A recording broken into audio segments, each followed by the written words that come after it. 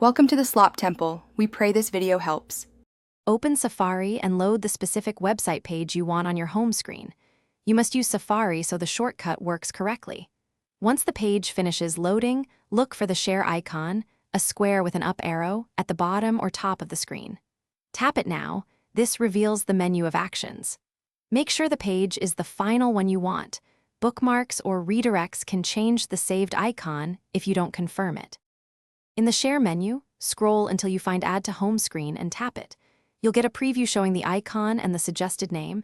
Edit that name now to something short and recognizable. Short names prevent truncation and look cleaner under the icon. Once satisfied, tap Add in the top right corner. iOS will place the icon on your home screen automatically, either on the current page or the first free space. If needed, you can rearrange it. Long press the new icon to enter jiggle mode so you can move it, place it in a folder, or drag it to the dock.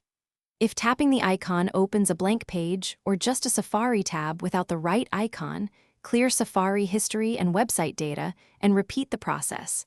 Sometimes cached metadata prevents the correct icon from appearing.